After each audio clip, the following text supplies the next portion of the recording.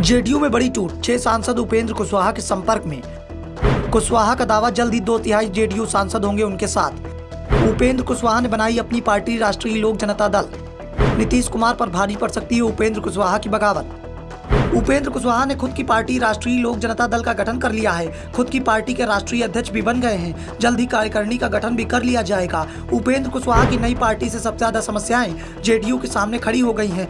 कुशवाहा की बैठक को फेल करने की रणनीति जेडीयू के द्वारा बनाई गई थी। नीतीश कुमार ने खुद ही इसकी कमान भी संभाली थी। नीतीश और उनके करीबी जेडीयू अध्यक्ष ललन सिंह ने उन लोगों को फोन भी किया था और समझाया भी था जो उपेंद्र कुशवाहा के करीबी बताए जाते हैं। सभी विधायकों और सांसदों को उपेंद्र के साथ न जाने की हिदायत भी दी थी, समझाया गया था।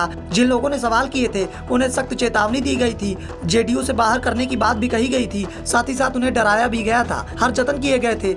लेकिन उपेंद्र कुशवाहा की बैठक में अच्छी खासी संख्या में पार्टी के पदाधिकारी पहुंचे। बैठक से जो आवाज निकली वो नीतीश को डराती हुई दिख रही है, क्योंकि नीतीश का लौकुश समीकरण टूटता दिखाई दे रहा है। बैठक में पहुंचे अधिकांश नेता कुशवाहा की जात के बताए जा रहे हैं। ये साफ दिखा कि कुशवाहा जो बिहार में कोयरी समुदाय का प्रतिनिधित्व करते हैं, जिनकी आबादी बिहार में 6 से 8% बताई जाती है, जो अभी तक नीतीश कुमार का कोर वोटर माना जा रहा था। नीतीश कुर्मी जात से आते हैं, जिनकी आबादी इस समय बिहार में 2% के करीब है।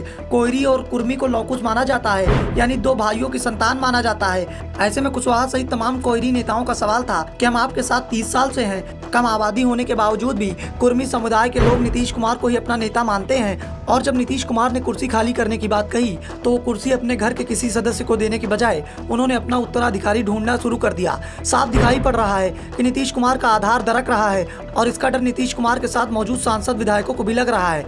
सांसदों का डर तो टिकट को लेकर दिखाई पड़ रहा है। 2019 का लोकसभा चुनाव जेडीयू ने बीजेपी के गठबंधन के साथ लड़ा था। गठबंधन में 17 सीटें जेडीयू को मिली थी, जिसमें से 16 सीटों पर उसे जीत मिली थी।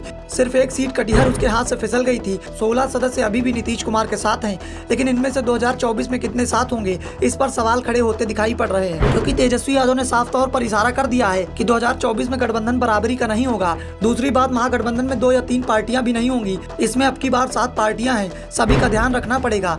ऐसे में जेडीयू को 10 के करीब सीटें ही मिल पाएंगी, यानी 6 सांसदों का टिकट वैसे ही मुश्किल में फंसता दिखाई पड़ रहा है। और जिन सांसदों का टिकट मुश्किल में दिखाई पड़ रहा है वो खुद को उपेंद्र कुशवाहा का करीबी दिखाने में जुट गए हैं। दावा किया जा रहा है कि 6 सांसदों ने तो कुशवाहा को फोन कर समर्थन देने तक का आश्वासन भी दे दिया। कुशवाहा इस समय संख्या जोड़ रहे हैं। उनके करीबियों ने बताया कि 6 से 7 जेडीयू सांसद अभी भी बगावत करने को तैयार हैं, पर जैसे ही संख्या 11 हो जाएगी जेडीयू में बगावत हो जाएगी।